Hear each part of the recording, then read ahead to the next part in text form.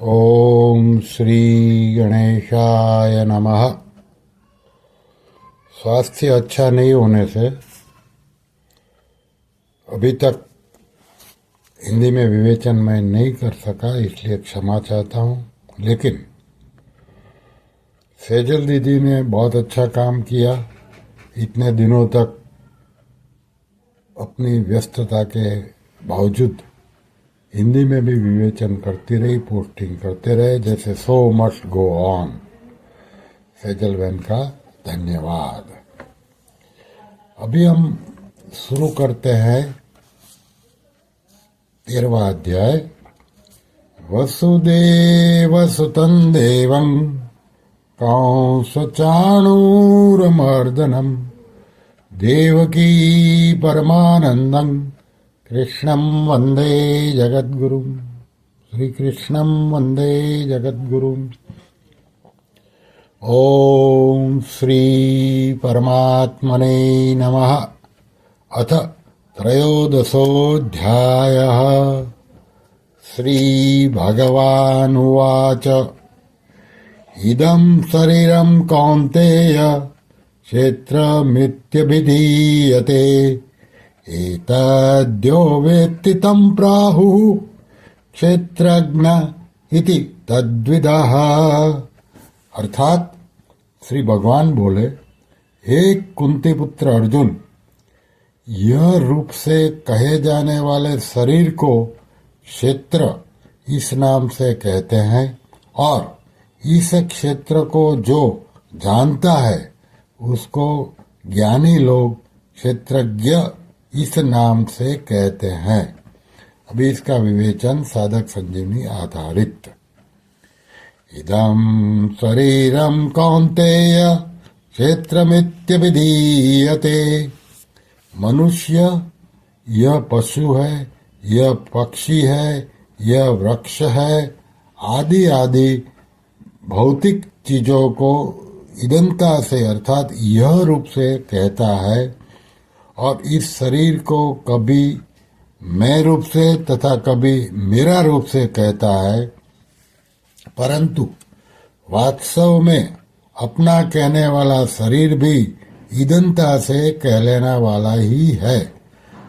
चाहे स्थूल शरीर हो, चाहे सूक्ष्म शरीर हो, और चाहे कारण शरीर हो, पर वे हैं सभी इदंता से कहने वाले ही। जो पृथ्वी, जल, तेज, वायु और आकाश इन 5 तत्वों से बना हुआ है, अर्थात जो माता पिता के रजवीर्य से पैदा होता है, उसको स्थूल शरीर कहता है। इसका दूसरा नाम अन्नमय कोश भी है, क्योंकि यह अन्न के विकार से ही पैदा होता है और अन्न से ही जीवित रहता है। अतः यह अन्नमय आनंद स्वरूप ही है। इंद्रियों का विषय होने से यह शरीर इदम यानी कि यह कहा जाता है। 5 ज्ञानेन्द्रियां, 5 कर्मेंद्रियां, 5 प्राण, मन और बुद्धि, इन 17 तत्वों में से प्राणों की प्रधानता को लेकर यह सूक्ष्म शरीर प्राणमय कोश और मन की प्रधानता को लेकर यह मनोमय कोश और बुद्धि की प्रधानता को लेकर यह विज्ञानमय कोश कहलाता है। ऐसा यह सूक्ष्म शरीर भी अंतःकरण का विषय होने से इदम कहा जाता है। अज्ञान को कारण शरीर कहते हैं। मनुष्य को बुद्धि तक का तो ज्ञान होता है, पर बुद्धि से आगे का ज्ञान नहीं होता, इसलिए इसे अज्ञान कहते हैं। यह अज्ञान संपूर्ण शरीरों का कारण होने से कारण शरीर कहलाता है। अज्ञानमेवास्य ही मूल कारणम। अध्यात्म रामायण उत्तरकांड 5:9। इस कारण शरीर को स्वभाव, आदत और प्रकृति भी कह देते हैं, और इसी को आनंदमय कोश भी कह देते हैं। जागृत अवस्था में स्थूल शरीर की प्रधानता होती है और उसमें सूक्ष्म तथा कारण शरीर भी साथ में रहता है।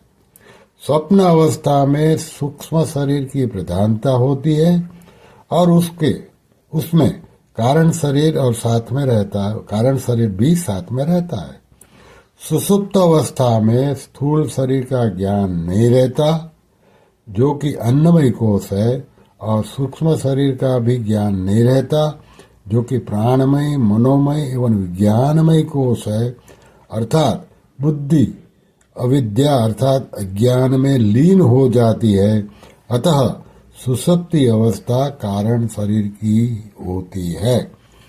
जागृत और स्वप्न अवस्था में तो सुख दुख का अनुभव होता है, पर सुषुप्ति अवस्था में दुख का अनुभव नहीं होता और सुख रहता है।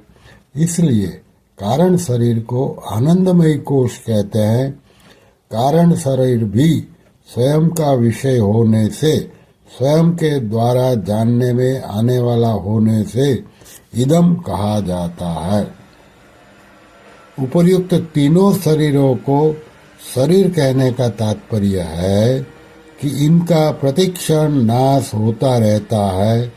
इनको कोश कहने का तात्पर्य है कि जैसे चमड़े से बनी हुई थैली में तलवार रखने से उसकी म्यान संज्ञा होती है, ऐसे ही जीवात्मा के द्वारा इन तीनों शरीरों को अपना मानने से, अपने को इनमें रहने वाला मानने से इन तीनों शरीरों की कोश संज्ञा हो जाती है। इस शरीर को क्षेत्र कहने का तात्पर्य है कि यह प्रतिक्षण नष्ट होता, प्रतिक्षण बदलाता है। यह इतना जल्दी बदलता है कि इसको दोबारा कोई देख ही नहीं सकता, अर्थात दृष्टि पड़ते ही जिसको देखा उसको फिर दोबारा नहीं देख सकते, क्योंकि वह तो बदल गया। शरीर को क्षेत्र कहने का दूसरा भाव खेत से है। जैसे खेत में तरह तरह के बीज डालकर खेती की जाती है, ऐसे ही इस मनुष्य शरीर में अहंता ममता करके जीव तरह तरह के कर्म करता है। उन कर्मों के संस्कार अंतःकरण में पड़ते हैं।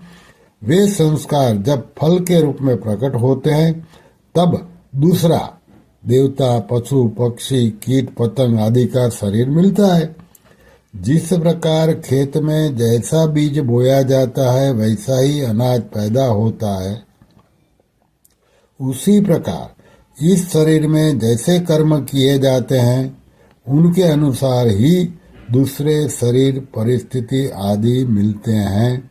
तात्पर्य है कि इस शरीर में किए गए कर्मों के अनुसार ही यह जीव बार बार जन्म मरण रूप फल भोगता है। इसी दृष्टि से इसको क्षेत्र यानी कि खेत कहा गया है। अपने वास्तविक स्वरूप से अलग दिखने वाला यह शरीर प्राकृत पदार्थों से, क्रियाओं से, वर्ण आश्रम आदि से इदम यानी कि दृश्य ही है। यह है तो इदम, पर जीव ने भूल से इसको अहम मान लिया और फंस गया।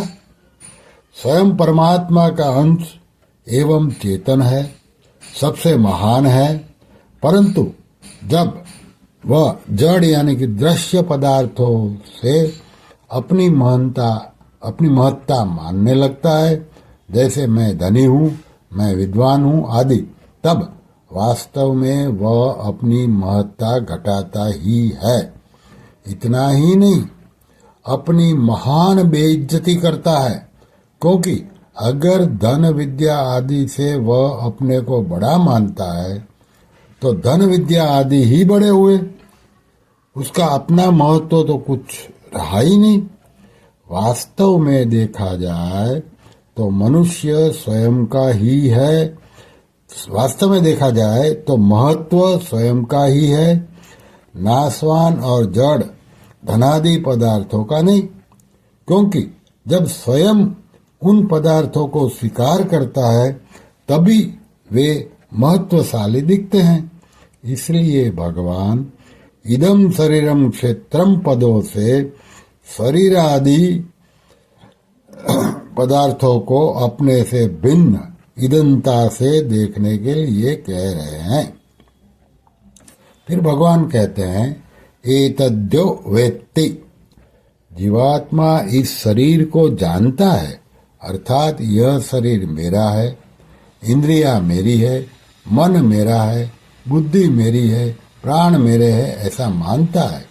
यह जीवात्मा इस शरीर को कभी मैं कह देता है और कभी यह कह देता है, अर्थात मैं शरीर हूं ऐसा भी मान लेता है और यह शरीर मेरा है ऐसा भी मान लेता है। इस श्लोक के पूर्वार्ध में शरीर को इदम पद से कहा है और उत्तरार्ध में शरीर को एतत् पद से कहा है। यद्यपि ये दोनों ही पद नजदीक के वाचक है, तथापि इदम की अपेक्षा एतत् पद अत्यंत नजदीक का वाचक है। अतः यहाँ इदम पद अंगुली निर्दिष्ट शरीर समुदाय का द्योतन करता है और एतत् पद इस शरीर में जो मैंपन है, इस मैंपन का द्योतन करता है। आगे भगवान कहते हैं तम प्राहु क्षेत्रज्ञ इति तद्विधा, जैसे दूसरे अध्याय के 16वें श्लोक में सत असत के तत्व को जानने वालों को तत्वदर्शी कहा है, ऐसे ही यहाँ क्षेत्र क्षेत्रज्ञ के तत्व को जानने वालों को तद्विदः कहा है। क्षेत्र क्या है और क्षेत्रज्ञ क्या है, इसका जिनको बोध हो चुका है, ऐसे तत्वज्ञ महापुरुष इस जीवात्मा को क्षेत्रज्ञ नाम से कहते हैं। तात्पर्य है कि क्षेत्र की तरफ दृष्टि रहने से, क्षेत्र के साथ संबंध रहने से ही इस जीवात्मा को वे ज्ञानी महापुरुष क्षेत्रज्ञ कहते हैं। अगर यह जीवात्मा क्षेत्र के साथ संबंध न रखे तो फिर इसकी क्षेत्रज्ञ संज्ञा नहीं रहेगी, यह परमात्मा स्वरूप हो जाएगा, जैसे कि गीता के 13वें अध्याय के 21वें श्लोक में बताया। श्री कृष्ण शरणम मम, श्री कृष्ण शरणम मम, श्री कृष्ण शरणम मम। ओम श्री परमात्मने नमः।